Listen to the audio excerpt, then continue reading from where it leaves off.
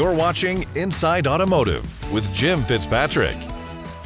The Q1 Cox Automotive Dealer Sentiment Index was published in March, and we'd like to take a look at the findings since this index provides a current view of dealer sentiment and looks forward to the next 90 days. Joining us now to break it all down for us is Cox Automotive Executive Analyst Erin Keating. So thank you, Erin, for joining us on the show. Welcome into CBT News. I think this is a first for you, so glad to have you here.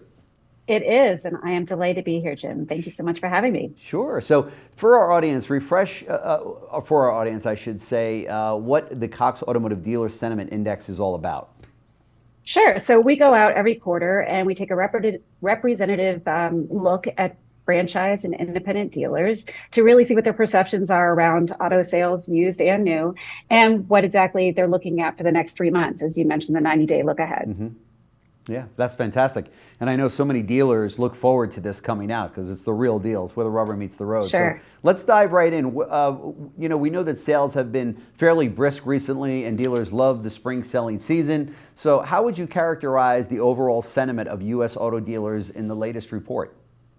So to be honest, sentiment was a little bit weak. We went down, we came up from Q4, but we were down actually a point from a year ago this time. So it was a little bit uneven, a little bit, some other data in the markets kind of putting into question some of the things that are perceptions, which of course this is what it measures. But we are seeing that sentiment is still under the 50 threshold. Okay. And what do you attribute that to? What do you think that is? Sure. I mean, we look at a couple of different factors. We look at profitability, we look at traffic within the showroom and online, and we look at costs. And the key driver here is profitability. It was just the number one thing that was dragging all of the scores down, both for franchise and independent. In customer traffic, we really saw that online was around in the 40s. And again, anything below 50 is where we're starting to see average or weak. Okay. And in-store was around 30. So they're seeing that their traffic was still pretty weak, but reminding us that omnichannel is still the thing that dealers need to be considering. Yeah. And of course, both of those things weigh down cost. And so costs continue to be a big aspect of how the dealers are looking at their profitability and their success. And so these things were, I think, pulling this sentiment down just a bit. Yeah. The dealers are kicking and screaming to go back into this normalization in the auto industry because they're coming off of 21, 22, 23, where it was low overhead with regard to no floor plan at all. Sell every car that hits the lot. You had you don't need as many people employed there if you don't have this entire fleet to take care of. And of course, service profits were up, sales profits were up, used car values were up. So when you compare anything to last year, the year before, it's like, we're going to get into trouble here, right?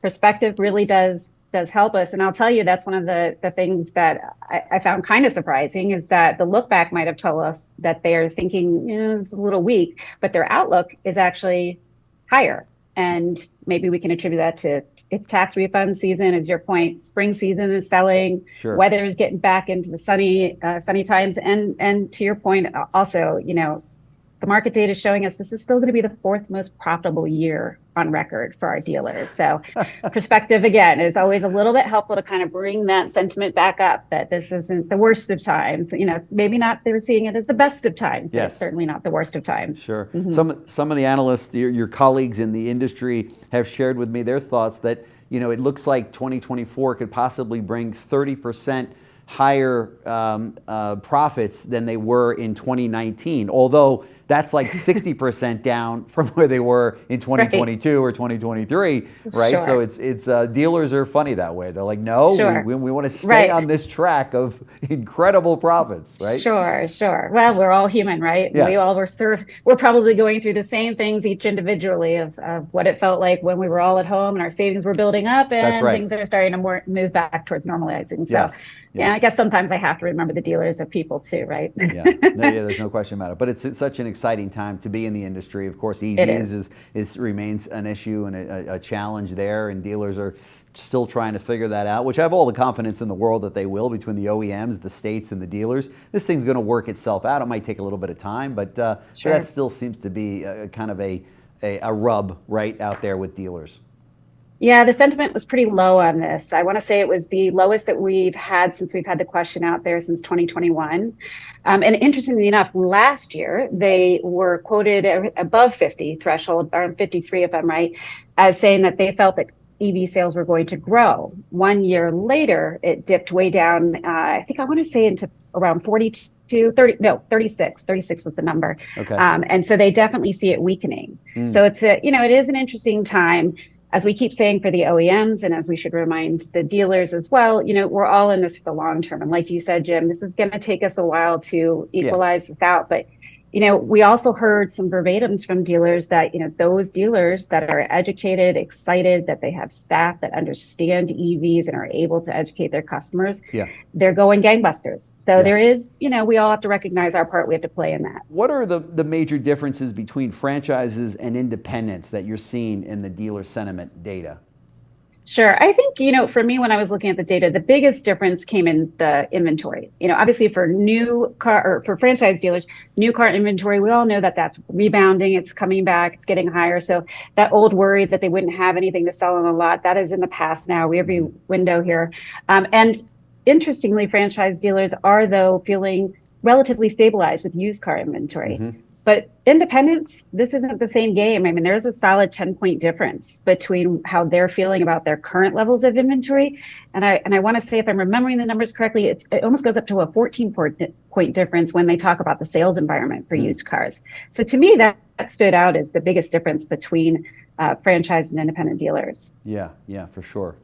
Yeah. And it was tough for independents for quite some time in this used car situation. It has been. It has been. They were kind of left by the wayside there, and they weren't getting, they didn't have the benefit of trades and inventories, and then rental car companies weren't releasing their fleets, and now they're buying cars on the line. We're missing competing. All the cars, exactly. Yeah, it was crazy, right? There's no question. And it's still one of their top 5 concerns. When we look at, I think it's number 8 or 9 on a franchise dealer's list of barriers or things that keep them up at night. But on a used car, on an independent dealer, it's still in the top 5 concerns for them. So it's not easy out there right now. But and the inventory in used car, we know, to your point, leases are were low 2 to 3 years ago. It's going to continue to remain a little bit tough. Dealers are amazingly resilient, as you know, and seem to find ways to adapt to changing market conditions. If you could recommend one thing that dealers should focus on in the second quarter to set themselves up for success, what would it be for franchised dealers and independent dealers, for that matter? Sure. For both of them, at the end of the day, at least our motto at Cox Automotive, keep your customer at the center. I think this is just an old adage that never wears out. If you keep your customer at the center, if you are matching, what you've got with what your customers are looking for, look for the service, look for engaged customers that you already have on your list, bring them back in for service.